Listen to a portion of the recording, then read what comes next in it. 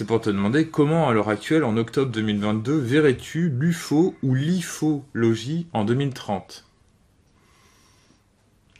En 2030. Dans 8 ans, quoi. Bah, disons que j'espère que tous les outils qui sont à notre disposition aujourd'hui, que ce soit la réalité augmentée, comme on a vu aussi au Képan, tous ces logiciels, toutes ces occurrences, je veux dire, les possibilités, mais les occurrences qu'on nous a montrées pour mieux cerner des observations, peut-être essayer d'en expliquer un plus grand nombre, pour éviter d'avoir des choses identifiables qui restent non identifiées. Mhm.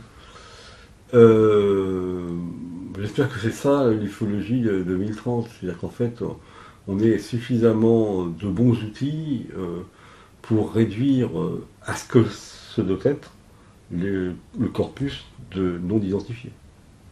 Mhm. Et pour moi c'est ça.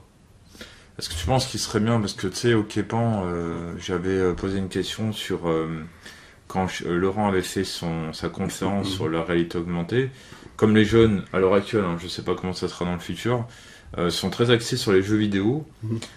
Pourquoi pas faire des jeux vidéo pédagogiques pour former les futurs enquêteurs au Japon, genre un FPS, c'est la première personne, ou alors pourquoi pas, tu sais, comme dans les auto-écoles, quand tu passes ton code, tu as des mises en situation, tu as un petit boîtier, tu te réponds A, B, C ou D, mise en situation. C'est exactement pareil pour les chauffeurs de bus, c'est comme ça que ça se passe aussi, on les met dans des situations.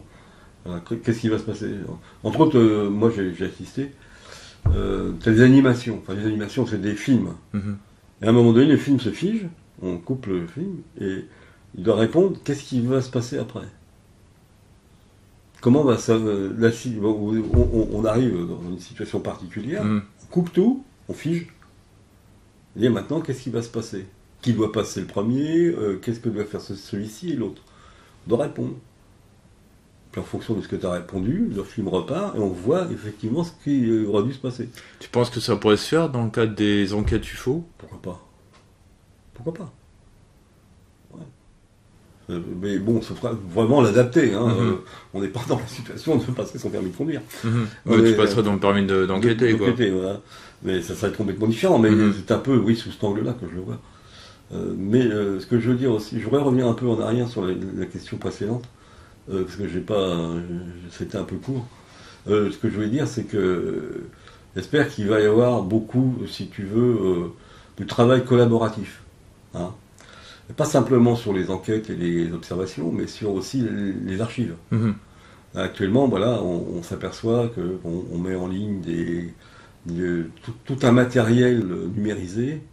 Les fiches que de l'eau. De l'eau, les revues francophones, et de tout pays, mais nous, francophones, essentiellement, c'est collaboratif. Donc il y a des gens ici qui numérisent des choses, qui l'envoient au SO ou pas. Le SO donc les met en page, les aménage, fait du nettoyage de scan, parce qu'il y a des imperfections, par exemple, comme ça. Et ensuite, on met ça à disposition de tout le monde. Voilà, c'est public. Alors ça permet à des chercheurs de retrouver des cas qui n'ont jamais été enquêtés, dans des vieilles revues, de faire des comparaisons entre des cas, de faire des catalogues, etc. etc. Des contre-enquêtes. Contre-enquêtes, tout ce Mais il y en aurait beaucoup à faire. Et là, le travail collaboratif, il est essentiel. Par exemple, nous, on a on se fait un peu tenser par des ufologues hier en Assemblée Générale, de mettre ça à disposition. Mais mettre ça à disposition, ça veut dire que ce soit un produit fini. Moi, je ne peux pas mettre une base de données à disposition alors qu'en fait, c'est un outil de travail. Tu vois ce que je veux dire? C'est working. Comment il a écrit là? Work in progress? C'est ça. C'est work in progress. Hein, j'ai bientôt 15 000 coupures de. Enfin, 15 000 références de presse, entre 45 et 69 seulement. Hein. C'est work in progress. Donc, c'est pas facile. Parce qu'il y a des choses qui n'intéressent que moi, dans ma façon de travailler. Voilà, on essaie d'être cohérent avec François, qui lui couvre aussi 1970 à aujourd'hui, qui moi ne m'intéresse pas trop. Hein. Et on essaie d'être cohérent dans la façon de travailler. Et Et comme il disait hier, ça a été compliqué parce qu'il y avait des gens avec qui il travaillait qui ne voulaient pas qu'il travaille comme moi. Tu vois, qui voulaient travailler comme eux. Et donc, ça a été un peu pour ça que l'autre personne qui travaille avec lui ne travaille plus trop avec lui là-dessus. Donc, en fait, il s'est plutôt rapproché de ma façon de travailler. Parce qu'autrement, c'était absolument impossible à utiliser, quoi. On ne pouvait pas fusionner les deux, quoi. C'était pas possible. Maintenant, c'est plus facile à... J'ai moins de travail à faire parce que c'est séquencé de la même façon que moi. Il a le même nombre de colonnes et tout ça, quoi. Il a les mêmes colonnes. Donc c'est un travail collaboratif aussi. Même si lui, il travaille sur une partie qui moi m'intéresse moins, et moi je travaille sur la mienne. Mais il travaille aussi, mais il exporte aussi les données dans sa base. Tandis que moi, je n'exporte pas les siennes qui sont dans un... Autrement, ça deviendrait gigantesque. J'aime mieux me contenter de me cantonner à ce que j'ai décidé de faire, pas me disperser. Je vais te poser, parce qu'en fait, je peux te dire qu'est-ce que Rémi a dit pour l'ufologie en 2030, et après on viendra sur le saut, en 2030 aussi. Rémi a répondu qu'en fait, dans le futur, les gens qui sont dans l'ufologie se tourneront vers la science-fiction. Et l'ufologie sera morte, il n'y aura que l'ufologie. Voilà ce qu'a dit Rémi. Qu'est-ce que tu en penses? Oui, c'est pas idiot. C'est peut-être ça qui est l'avenir de 2030. Mais bon, je suis pas non plus devin. On sait pas. Qu'est-ce qui peut se passer entre aujourd'hui ce serait dans l'idéal, parce que regarde 2010-2020, il n'y a pas trop de changement pour la technologie, quoi. Oui, et encore tout le monde n'utilise pas la technologie. D'autres personnes qu'on connaît ici, ils n'utilisent pas du tout Internet, quasiment. Qui veulent pas, qui refusent. Qui sont rétifs à l'utilisation de l'informatique. Et c'est ce qui est très étrange d'ailleurs.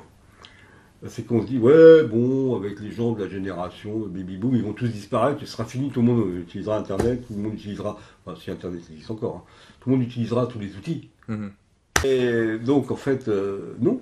Moi, je vois des jeunes qui ne veulent pas utiliser les réseaux sociaux, qui ne veulent pas avoir Facebook, qui ne veulent pas être sur Instagram, qui ne sont jamais sur Twitter. Ils travaillent par SMS. Ils échangent par SMS. Ils n'ont pas Messenger, ils n'ont rien. Ils ne veulent pas. Ils ont au minimum. Parce qu'ils voient les dégâts que ça produit. Il y en a qui considèrent que Facebook c'est pour les vieux aussi déjà. Ouais, mais bon, même pas. Ils voient les dégâts que cela produit dans la société. Tous les fake news et compagnie. Il y a même des jeunes, et ça c'est pas des conneries, mais on l'a vu il n'y a pas longtemps, le type il dit bah non, j'ai pas de smartphone, et il me sort un vieux Nokia, tu sais, comme ça là. StarTech, ouais. Ah bon?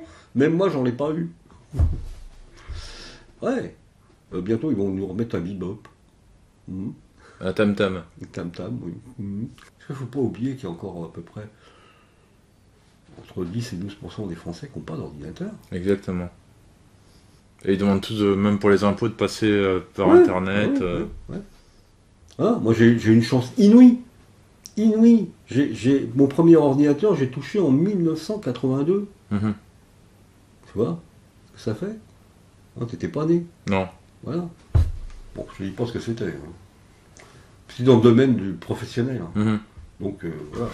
C'était quand même quelque chose déjà d'efficace, même si c'était très limité. Mais c'est efficace quand même. Le saut 2030. J'espère qu'il y aura plein de choses qui sont ici, qui seront déposées aux archives.